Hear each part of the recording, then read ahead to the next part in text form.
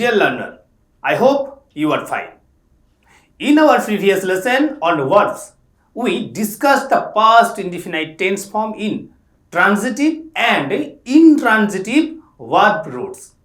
Today, we will introduce you to the concept of continuous in the past tense and how continuous in the recent past is conceived by the Santals.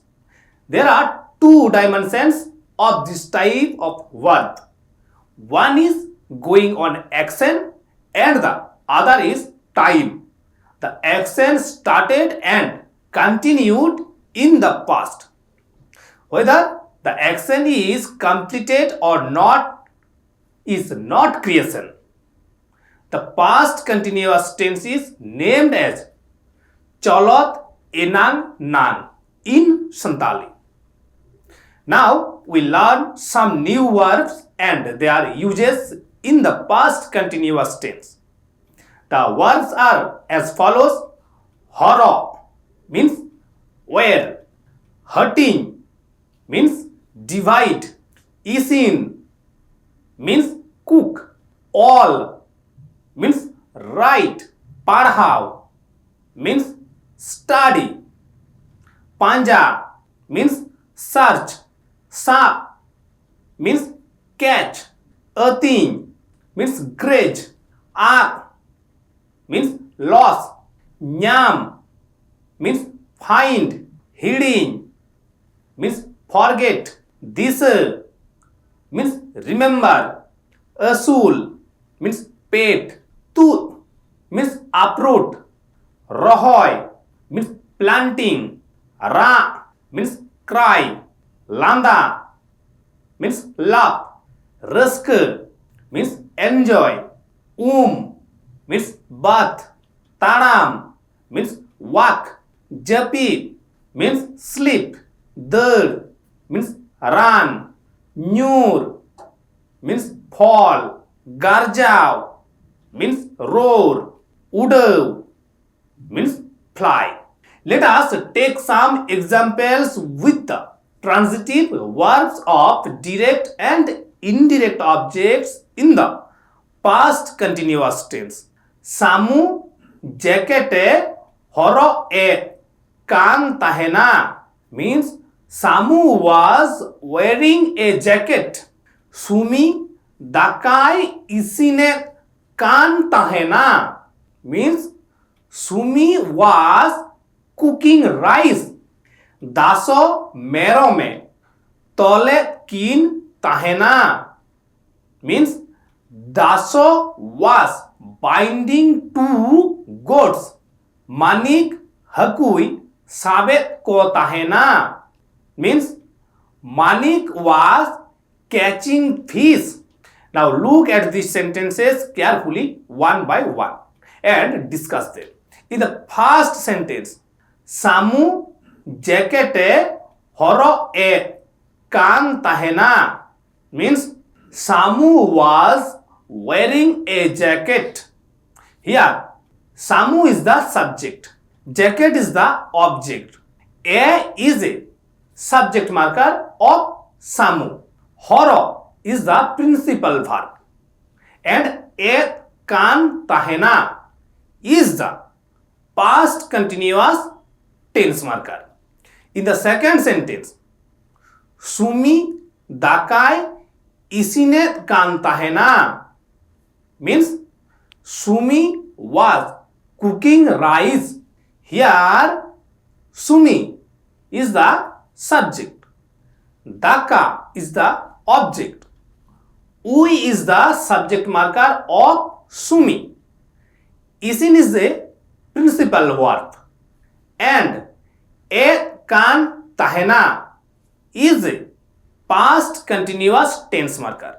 In the third sentence, Daso merome tole kin tahena means Daso was binding two goats. Here, Daso is the subject, Merom is the object, A is a subject marker of Daso, Tol is the principal verb, and a tahena is a past continuous tense marker. Here kin is the third person dual number indirect object marker of merom. In the fourth sentence, Manik hakui sap ek ko tahena means Manik was catching fish. Here Manik is the subject, Haku is the object, Ui is subject marker of Manik, Sab is principal verb, and a tahena is past continuous tense marker, and ko is third person plural number indirect object marker of Haku. Now follow the structure of the sentences with a direct object. Subject plus object plus subject marker plus principal verb plus past continuous tense marker. Next, the structure of the sentences with an indirect object. Subject plus object plus subject marker plus principal verb plus a plus indirect object marker plus past continuous tense marker. You notice the structure of the sentences 1 and 2. In these sentences, the past continuous tense marker is a kan tahena. But in the third and fourth sentences, kan is replaced by the indirect object marker. Here, kin and ko are used as indirect object markers. This is the difference between the direct object and indirect object in the past continuous tense of transitive verbs. Let us look at another sentence. Maino kahni ole kan tahe kana means Maino was writing a story. Darku pepare padhawe kan tahe kana means Darku was reading paper. Ainom merome panjayet ko tahe kana means Ainom was searching goats. Mahara kadai atinye kin tahe kana means cowboy was grazing 2 buffaloes. Now look at these sentences carefully, one by one, and discuss them. In the first sentence, Maino kahni ole kan tahe kana means Maino was writing a story. Here Maino is the subject, kahni is the object, Ui is the subject marker of Maino, all is principal verb, and ek kan tahe kana is past continuous tense marker. In the second sentence, Darku pepare padhawe kan tahe kana means Darku was reading paper. Here Darku is the subject, paper is the object, a is subject marker of Darku, padhav is principal verb, and ek kan tahe kana is past continuous tense marker. In the third sentence, Ainom merome panjaye ko tahe kana means Ainom was searching goats. Here Ainom is the subject, Merom is the object, A is the subject marker of Ainom, Panja is the principal verb. The character Ui appears between 2 vowels, functioning as a glide sound to connect a and a. And ek ko tahe kana is a past continuous tense marker. Here, ko is third person plural number indirect object marker of marrow.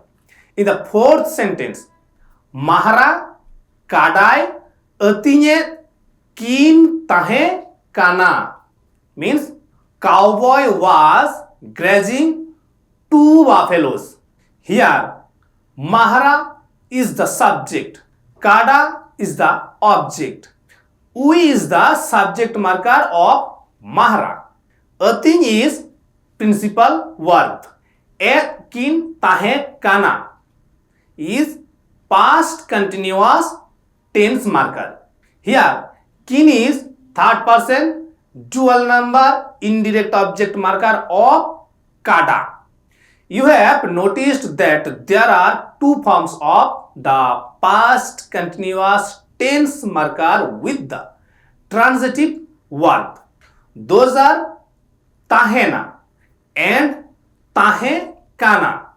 Typically, tahena is used for short continuity of verbs in the past and tahe kana is used for long continuity of verbs in the past.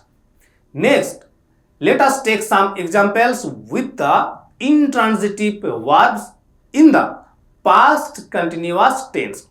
Unku ko umu kan tahena means they were bathing. Tarube garjao kan tahena means the tiger was roaring. Ul ko nyuru kan tahe kana means the mangoes were falling. Chere ko udao kan tahe kana means the birds were flying. Now look at this sentence carefully, one by one, and discuss them. In the past sentence, unku ko umu kan tahena means they were bathing. Here, unku is the subject. Ko is the subject marker of unku. Is the principal verb. And u kan tahena is the past continuous tense marker. In the second sentence, Tarube garjao kan tahena means the tiger was roaring. Here, Taru is the subject. A is the subject marker of Taru. Garjao is the principal verb. O kan tahena is the past continuous tense marker.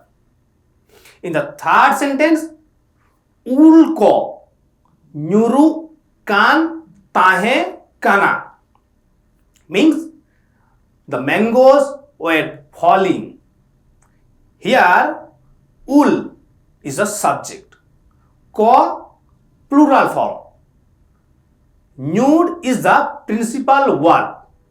And u kan tahe kana is the past continuous tense marker. In the fourth sentence, chede ko udao kan tahe kana means the birds were flying. Here, chede is the subject. Ko is the plural form. Udao is the principal verb. And o kan tahe kana is the past continuous tense marker. Now follow the structure of the sentences of the past continuous tense with an intransitive verb. Subject plus subject marker plus principal verb plus past continuous tense marker. You may have noticed that the third person singular subject marker has two forms, a and we. If the preceding word of the verb ends with a vowel, then "ui" is added to that word. Conversely, if the preceding word of the verb ends with a consonant, "a" is added instead of "we." So, dear learner, now we have come to the end of the lesson. Today we learned about verbs and the past continuous tense in Santali and their usage. Thank you and happy learning.